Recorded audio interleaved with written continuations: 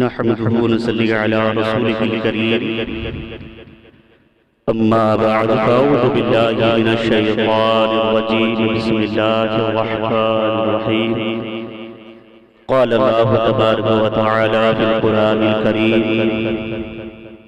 لقد خلقنا الإنسان في أحسن تقويم ثم رددناه أسفل سافلين صدق الله المولانا العظيم وبلغنا رسوله النبي الأمين المكين المعين الكريم ونحن على ذلك لمن الشاهدين والشاكرين والحمد لله رب العالمين۔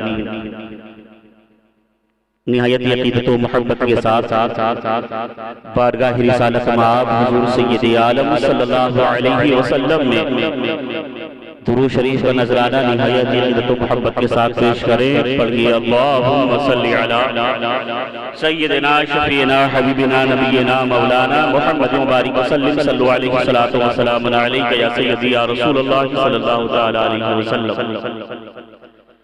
غوث آدم کا منی دی سر و ساما مددی قبلہ دی مددی کعبہ ایما مددی بگرداب بلا افتاد کشتی ضعیفانی شکست رات پشتی بحق خواجہ عثمان ہارونی مدد کن مدد کن مدد کن یا معین الدین کشتی از پے صدر الافاضل شیخ من جد من بدر منیر کیجئے امداد ہم سب کی غوث اعظم رسگی۔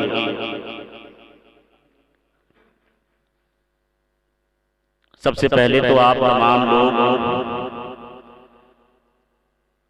جتنے یہاں آج کی اس محفل رنگ نعیم میں شرکت کر رہے ہیں قابل مبارکباد ہے۔ اللہ کریم آپ تمام کا یہاں پر آنا حاضری دینا اپنی بارگاہ میں شرف قبولیت عطا فرمائے۔ ان علماء کرام کا آنا شورائے اسلام اور جتنے بھی نعتخواں حضرات تشریف لائے اس سرد راتوں میں حرارت ایمانی اپنے جگر میں پیدا کی، اللہ اس کی حرارت ایمان کی شمع سوز ایمانی قیامت تک باقی رکھے۔ محفل مکمل ہو چکی ہے، مشاعرہ ماشاءاللہ بہت خوبصورتی کے ساتھ اپنے اختتام پر پہنچا۔ تمام نعتخواں و شعراء حضرات سے آپ نے اچھے عمدہ کلام سماعت کیے۔ شکرانے کی محفل تھی۔ حضور سیدی مرشدی آقائی مولائی جدی وسندی حضور صدر الافاضل فخر الاماثل استاد العلماء حضرت علامہ مولانا مفتی حکیم سید محمد نعیم الدین قادری مفسر و محدث مرادآباد رحمت اللہ علیہ کے گلشن میں ایک پھول کا اضافہ ہوا اور برادر خرد نبی رہ صدر الافاضل سید شہاب الدین صاحب قبلہ کے گھر میں صاحبزادے کی ولادت ہوئی،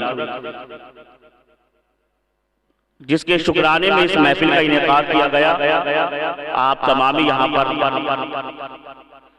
حضور صدر الافاضل کی فیض و برکات سے مستفید ہونے کے لیے اکٹھا ہوئے، اپنے اپنے کلام اور جو کچھ بھی تھا وہ سماعت کیا، سنایا، پڑھا۔ اللہ کریم آپ سب کی حاضری کو قبول فرمائے۔ اولاد کی نعمت ایک بہت بڑی نعمت ہوتی ہے، نعمت عظمی ہوتی ہے۔ جو اولاد اللہ کی جانب سے عطا ہوتی ہے، اولاد بہت بڑی نعمت ہے۔ یوں تو اس کی نعمتوں کا شمار نہیں، بے شمار نعمتیں پروردگار نے ہمارے اوپر نازل فرمائیں۔ شب و روز زندگی کا ہر لمحہ اللہ کی نعمت میں گزارتے ہیں ہم، کھاتے پیتے ہیں ہم، چلتے پھرتے ہیں ہم، اٹھتے بیٹھتے ہیں ہم، سوتے جاگتے ہیں ہم۔ تمام تر نعمتیں یہ اللہ کی ہے، مگر شادی کے بعد اگر میاں بیوی کی زندگی کو، ازدواجی زندگی کو کوئی رشتہ مضبوط اور مکمل کرتا ہے تو وہ اولاد کی خوشی ہے، چاہے وہ بیٹے کی شکل میں ہو یا بیٹی کی شکل میں ہو۔ اگر اس رشتے کو کوئی مضبوطی دیتا ہے اور اس رشتے کو، رشتے ازدواجی کو کوئی مکمل کرتا ہے تو وہ اولاد کی خوشی ہوتی ہے۔ ہر شادی شدہ جوڑا یہ چاہتا ہے کہ اللہ اس کے گھر میں نیک اور صالح بچے کی ولادت کرے۔ آقا کریم سرور کائنات صلی اللہ علیہ وسلم نے ارشاد فرمایا کہ ہر بچہ فطرت اسلام پر پیدا ہوتا ہے۔ اس کے ماں باپ اس کو مجوسی، نصرانی، عیسائی بنا دیتے ہیں۔ اس کا مطلب یہ نہیں ہے کہ خالی اس کے ماں باپ اسے مجوسی، نصرانی، عیسائی بنا دیتے ہیں۔ گویا آقا کریم سرور کائنات صلی اللہ علیہ وسلم کی حدیث مبارکہ اس جانب اشارہ کر رہی ہے کہ اگر ماں باپ نیک ہیں تو اس بچے کو اللہ والا بنا دیتے ہیں۔ اللہ کے رسول فرماتے ہیں ہر بچہ فطرت اسلام پر پیدا ہوتا ہے، ماں باپ کی تربیت ایک اہم حصہ رکھتی ہے۔ ماں باپ نیک ہوں تو بچہ غوث اعظم بن جاتا ہے، ماں باپ نیک ہوں بچہ خالد بن ولید بن جاتا ہے، ماں باپ نیک ہوں بچہ قاسم بن محمد بن جاتا ہے، ماں باپ نیک ہوں بچہ مخدوم سنہ بن جاتا ہے، ماں باپ نیک ہوں بچہ امام احمد رضا فاضل بریلوی بن جاتا ہے، ماں باپ نیک ہوں بچہ صدر اللہ فاضل بن جاتا ہے، ماں باپ نیک ہو بچہ صدر العلماء بن جاتا ہے، ماں باپ نیک ہو بچہ حضور فدائے ملت بن جاتا ہے۔ ہر بچہ فطرت اسلام پر پیدا ہوتا ہے اور ہر ماں باپ اپنی اولاد کو ایک اچھی زندگی دینا چاہتے ہیں کہ ہمارا بچہ، دیکھیے جب بچے کی ولادت ہوتی نا اس سے پہلے ہمارے لیے وہ بچہ دنیا والوں کے لیے ایک مہینہ 6 دن کا بچہ ہوتا ہے، لیکن ماں باپ کے لیے وہ بچہ جس دن سے اس کی خبر ہوتی ہے نا اس دن سے ہی اس کے ماں باپ کے لیے وہ بچہ دنیا میں آ جاتا ہے۔ ان کی نظروں میں، ان کے تصور، ان کے خیالات، ان کے تخیل میں بچے کی ولادت جب بھی ہو جاتی ہے اس کے رہن سہن، کھانے پینے، اٹھنے بیٹھنے، ہر چیز کا انداز بدل جاتا ہے، ہر چیز کا انداز بدل جاتا ہے۔ ماں باپ بچے کی پرورش میں کسی طرح کی کمی نہیں رکھتے۔ بچہ جب پیدا ہوا تو کہیں اس کو ٹھنڈ اثر انداز نہ کر جائے اس کو بچا رہے ہیں، کہیں بچہ بیمار نہ پڑ جائے اس سے احتیاط کر رہے ہیں، کہیں بچہ کسی چیز کے، کسی پھلوں کے، کسی چیز سے نقصان نہ بچے کو ہو جائے اس چیز کا پورا احتیاط کرتے ہیں۔ بچہ جیسے جیسے چلنا سیکھتا ہے اس کے کپڑوں کا اہتمام کرتے ہیں، اس کے لباس کا اہتمام کرتے ہیں، اچھے کپڑے پہناتے ہیں۔ ماں باپ اپنے بچوں کو اچھی سے اچھی پرورش دینا چاہتے ہیں اور دینے کی کوشش بھی کرتے ہیں۔ بچہ جب بڑا ہوا تو خیال آتا ہے کہ یار اس کو اسکول میں داخلہ کر دیا جائے تو اسکول بھی اس کے لیے اچھے سے اچھا دیکھتے ہیں جہاں بچے کی اچھی پڑھائی ہو سکے۔ بچے کی ولادت سے لے کر، بلکہ جب بچے کی ولادت کی خبر ہوتی ہے تب سے لے کر وہ بچہ جب تک اپنے پیروں پہ چلنے کے لائق نہ ہو جائے، اپنی ذمہ داری سنبھال نہ لے، بلکہ تا عمر اس بچے کی ہر چھوٹی بڑی چیز کا لحاظ رکھا جاتا ہے، اس کی خوشی کا خیال رکھا جاتا ہے، اس کی تمناؤں کو، آرزوؤں کو، خواہشوں کو پائے تکمیل پہنچایا جاتا ہے۔ ہم اس کی ہر اچھی بری چیز کو، ہر اچھی بری خواہش کو پورا کرنے کی مکمل کوشش کرتے ہیں۔ ہر اچھی چیز، ہر بری چیز جیسی بھی بچے نے فرمائش کر دی لا کر اس کو دے رہی ہیں، کبھی کھلونا دلا رہی ہیں، کبھی چاکلیٹ دلا رہی ہیں، کبھی آئس کریم دلا رہی ہیں، کبھی اس کو کھیلنے کے لیے کچھ اور لا کر دے رہی ہیں۔ ہر اچھی چیز بچے کو ہم دے رہی ہیں، مگر آقا دو جہاں سرور کائنات صلی اللہ تعالی علیہ وسلم کا فرمان عالی شان ہے، اگر بچے کو سب سے اچھا تحفہ گفٹ کرنا چاہتے ہو تو اپنے بچے کی اچھی تربیت کر دو، اس کو اچھے ادب سکھا دو، اچھے اخلاق سکھا دو، عمدہ کردار سکھا دو۔ اس سے بہتر تحفہ تم اس کو دنیا میں نہیں دے سکتے۔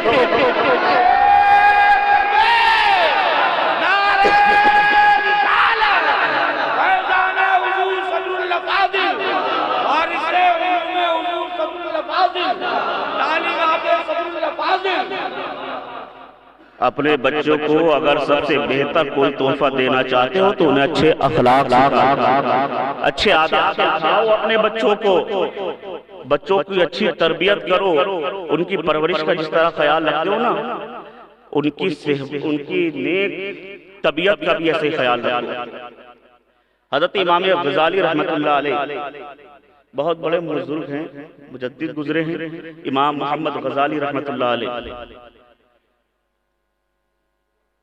کون نہیں جانتا آپ کو، بہت بڑے اللہ کے ولی اور ایک بہت جید عالم دین کا نام امام غزالی ہے۔ علماء کرام بہت اچھے سے جانتے ہیں امام غزالی۔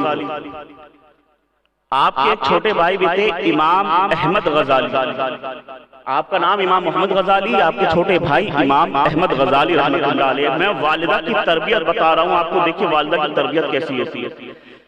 آپ دو بھائی تھے، ایک عالم بہت جید تھے اور ایک عابد بہت پکے تھے۔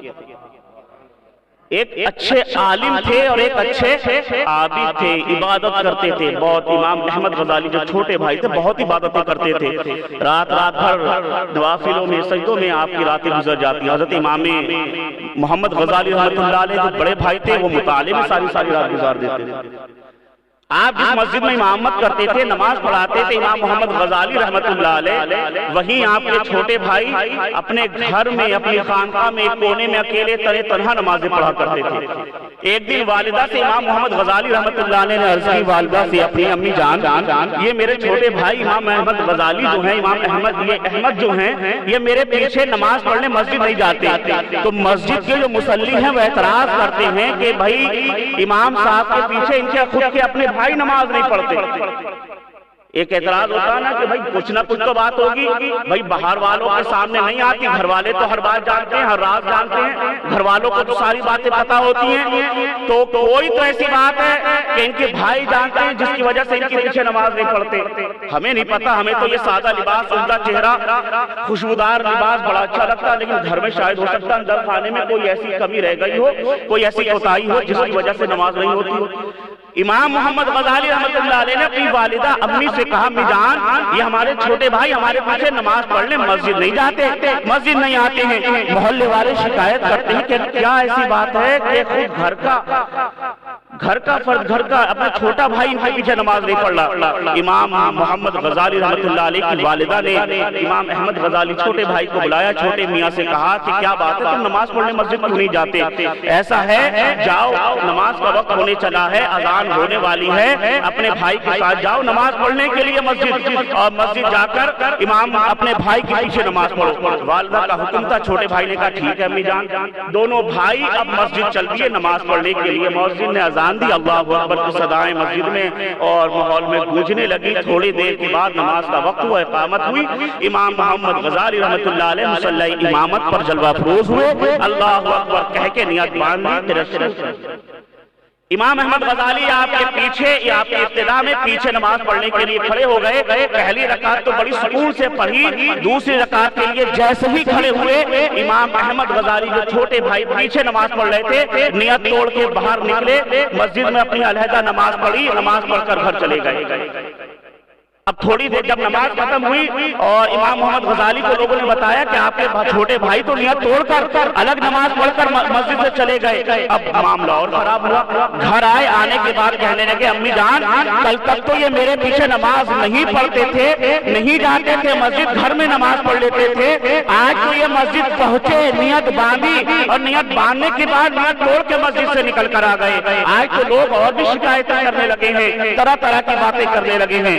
والدہ محترمہ نے دونوں بچوں کو بلایا، دونوں بیٹوں کو بلایا اور کہا کیا بات ہے، تم ان کے پیچھے نماز پڑھنے گئے، نیت توڑ کر کیوں آ گئے؟ چھوٹے بھائی کہنے لگے والدہ سے امی جان جب میں نیت کر کے ان کے پیچھے کھڑا ہوا اور میں نے کہا اقتدیت بہذا الامام، میں اس امام کے پیچھے اپنی نیت کرتا ہوں، جب میں نے پہلی رکعت کی نیت باندھی، امام صاحب جو میرے بڑے بھائی تھے انہوں نے اللہ اکبر کہہ کے قرات شروع کری اور توجہ اللہ کر دی، اللہ کی جانب ان کی توجہ مبذول ہو گئی، میرا دل بھی نماز میں لگنے لگا، میرا دل بھی نماز میں لگنے لگا، مگر جیسے ہی دوسری رکعت کے لیے کھڑے ہوئے ان کی توجہ اللہ کی جانب سے ہٹ گئی، اور یہ اللہ کی جانب سے جیسے ہی ہٹے میں نیت توڑ کر آ گیا کہ ایسی نماز ہمیں نہیں پڑھنی جس میں اللہ کی جانب توجہ نہ ہو۔ والدہ نے بڑے بھائی سے پوچھا کہ یہ صحیح کہہ رہے ہیں؟ کہا امی جان یہ تو ہوا، اصل میں بات ایسی ہے کہ نماز سے پہلے میں کچھ مسائل پر غور و فکر کر رہا تھا، مسائل شریعہ پر غور و فکر کر رہا تھا۔ پہلی رکعت میں تو میں پوری کیا کہتے ہیں توجہ کے ساتھ نماز پڑھ رہا تھا، لیکن دوسری رکعت میں میرا ذہن مسائل شریعہ کی طرف چلا گیا، دنیا کی طرف نہیں، مسائل دین شریعہ کی طرف میرا ذہن چلا گیا۔ اس کی وجہ سے میں توجہ اللہ سے بھٹک گیا اور شرعی مسائل میں غوطہ زن ہو گیا۔ امام احمد غزالی اور محمد غزالی کی والدہ جب دونوں بیٹوں سے یہ باتیں سنی تو غمگین ہو گئی، پریشان ہو گئی اور سر نیچے کر کر ایک ٹھنڈی آہ بھر کر بیٹھ گئی۔ اب دونوں بیٹے پریشان ہو گئے، کیا بات ہے امی آپ اتنی پریشان کیوں ہیں؟ آپ اتنی پریشان کیوں ہیں؟ والدہ محترمہ کہتی ہیں کہ آج میں نے دیکھا میرے دونوں بیٹے ناکام ہو گئے، میرے دونوں بچے ناکام ہو گئے، کامیاب نہیں ہوئے۔ اب دونوں بچوں کے چہروں پر ایک غمگین کی آثار نمودار ہونے لگے، چہرے زرد پڑنے لگے، جسم میں جھرجھری آ گئی۔ امام محمد غزالی کی بات کر رہا ہوں، ان کے نقش قدم پر اگر آج ہم چل جائیں تم یقین جانیے کہ آج ہماری دنیا اور آخرت سمجھ جائے گی۔ وہ اللہ کے دو مقدس ولی ان کا ذکر کر رہا ہوں، ان کی والدہ کہتی ہیں میں سمجھتی تھی میں نے اپنے بچوں کی اچھی تربیت کر دی ہے، مگر افسوس میرے بچے کامیاب نہیں ہو پائے، ناکام ہو گئے۔ بیٹے نے کہا امی جان ہم کچھ سمجھے نہیں۔ امی کہتی ہیں میرا بڑا بیٹا نماز پڑھنے کھڑا ہوا، اس کی نیت اللہ کی جانب ہونی چاہیے، توجہ اللہ کی جانب ہونی چاہیے، تو اس کی توجہ مسائل شریعہ میں لگی ہوئی ہے، حیض و نفاس کے مسائل میں ہوتا زن ہے، اور چھوٹا بیٹا وہ اپنے بڑے بھائی کے قلب میں جھانک کر دیکھ رہا تھا کہ میرے بھائی کی نیت کہاں پر ہے، میرے بھائی کی توجہ کہاں ہے۔ میں کامیاب نہیں کر پائی اپنے بچوں کو، میرے بچے جب کامیاب ہوتے کہ اللہ اکبر کہتے اور ان کی نیتیں بھی، ان کا ذہن بھی، ان کا تصور بھی، ان کا خیال بھی، ان کا تخیل بھی سب توجہ اللہ پر جانب ہو جاتا۔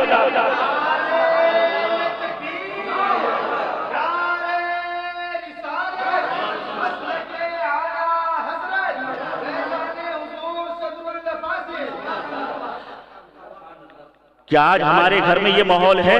کیا آج ہمارے گھروں کے اندر یہ باتیں ہیں؟ اس پر خیر بات ہوگی، بہت لمبی ہوگی، سرد رات ٹھنڈی رات ہو چکی، وقت کافی ہو چکا، چند اشعار سن لیں، چند باتیں کرنی تھی مگر وقت کافی ہو گیا۔ ماشاءاللہ نقابتیں بہت اچھی ہوئیں، مگر ایک چیز ہونی چاہیے، شعر و شاعری جو ہوتی ہے نا اشارے کنائے کی زبان ہوتی ہے، آپ تمام کے لیے ہیں، شعر و شاعری جو ہوتی ہے نا اشارے کنائے کی زبان ہوتی ہے۔ اگر آپ واقعات بیان کرنے شروع کر دیں تو پھر مقرروں کی ضرورت نہیں، اور جو مقرر حضرات ہیں اگر وہ شعر و شاعری اور نعت پڑھنے لگے تو موقع کی مناسبت کو دیکھنا چاہیے، ماحول کو دیکھنا چاہیے۔ شعر و شاعری اشارے کنائے کی زبان ہوتی ہے، اگر ہر شعر کی تفسیر اور ترجمہ آپ کرنے بیٹھ جائیں تو پھر وقت میں اتنی گنجائش نہیں بچتی، اسی لیے اشارے کنائے میں بات کہا کیجئے۔ واقعات کہنے کے لیے علماء کرام ہیں یا پھر پورا واقعہ بیان کر دیجئے، آپ کہہ دیجئے بھائی ہمیں نعت شریف جو ہے وہ ہمیں اس انداز میں پڑھنی کہ آج ہم تقریر میں نعت پڑھیں گے۔ بھائی نعت تو اللہ کے رسول کی کسی بھی انداز میں پڑھی جا سکتی ہے، جب مصلی پہ امام قرآن کی تلاوت کرتے ہیں رسول کی نعت پڑھ سکتا ہے تو آپ ممبر پر کیوں نہیں؟ نعت تو کسی بھی انداز میں پڑھ سکتے ہیں، اور سب سے اچھی نعت تو یہ حافظ قرآن پڑھتے ہیں جو 5 وقتہ نمازوں میں حضور کی نعتیں پڑھتے ہیں۔ چلیے کچھ اشعار ہیں، اس کو سنتے جائیں، بہت اچھے اشعار ہیں، ہے نا؟ قاری صاحب کے بلا سماعت فرمائیں۔ کس قدر پیارا نعیم الدین کا گلزار ہے، کس قدر پیارا نعیم الدین کا گلزار ہے، افضل و اعلیٰ نعیم الدین کا گلزار ہے۔ کس قدر پیارا نعیم الدین کا گلزار ہے، افضل و اعلیٰ نعیم الدین کا گلزار ہے۔ اور شہاب میاں سنیں بھئی آپ بھی کہ کس قدر پیارا نعیم الدین کا گلزار ہے، افضل و اعلیٰ نعیم الدین کا گلزار ہے۔ بو تراب آئے بہاروں پہ بہاریں آ گئی، کس قدر پیارا نعیم الدین کا گلزار ہے، افضل و اعلیٰ نعیم الدین کا گلزار ہے۔ بو تراب آئے بہاروں پہ بہاریں آ گئی، مہکا مہکا آج نعیم الدین کا گلزار ہے، مہکا مہکا مرحبا مہکا نعیم الدین کا گلزار ہے۔ سنیں کس قدر اعلیٰ ہے رتبہ اور اعلیٰ ذات ہے، کس قدر اعلیٰ ہے رتبہ اور اعلیٰ ذات ہے، رب قادر کے خصوصی فضل کی سوغات ہے۔ اور سرور کونین کے صدقے شہاب الدین پر، سرور کونین کے صدقے شہاب الدین پر رحمت و انوار کی رمجھم ہوئی برسات ہے۔ سرور کونین کے صدقے شہاب الدین پر رحمت و انوار کی رمجھم ہوئی برسات ہے۔ اور سماعت فرماتے ہوئے چلیں، ہو گیا رحمت کی خاطر آپ کا گھر انتخاب، ہو گیا رحمت کے خاطر آپ کا گھر انتخاب، آپ کی قسمت معطر ہو گئی مثل گلاب، ہو گیا رحمت کے خاطر آپ کا گھر انتخاب، آپ کی قسمت معطر ہو گئی مثل گلاب۔ اور صدقہ مولا علی مشکل کشا شیر خدا، صدقہ مولا علی مشکل کشا شیر خدا، آپ کو بخشا ہے رب دو جہان بی تراب، آپ کو بخشا ہے رب دو جہان بی تراب۔ اور اپنے برادر کریم کی بارگاہ میں خصوصیت کے ساتھ پیش کروں گا کہ گل محمد قادری کی ہاں نمایاں شان ہے۔ حضور صدر اللہ فاضل کے پیر و مرشد آپ کے دادا پیر گل محمد قادری کی ہاں نمایاں شان ہے، سیدی صدر الافاضل کا ہی تو فیضان ہے۔ یعنی سید ظفر الدین کی ایک یہ دعا، یعنی سید ظفر الدین کی ہے ایک یہ دعا، اور دادا مظفر کا دلی ارمان ہے، اور دادا سید مظفر کا دلی ارمان ہے۔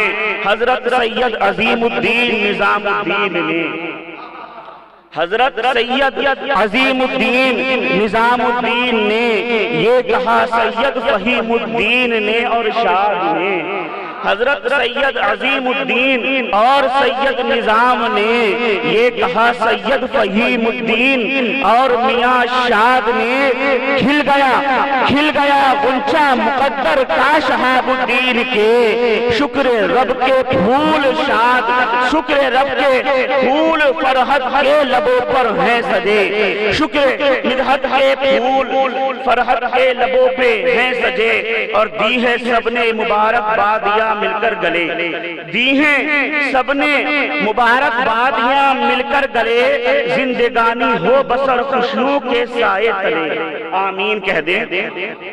دی ہیں سب نے مبارک بادیاں مل کر گلے، زندگانی ہو بسر خوشیوں کے سائے کے تلے، لب پہ آئی ہے دعا اہل محبت کے یہی، لب پہ آئی ہے دعا اہل محبت کے یہی، سیدی صدر الافاضل کا چمن پھولے پھلے، سیدی صدر الافاضل کا چمن پھولے پھلے۔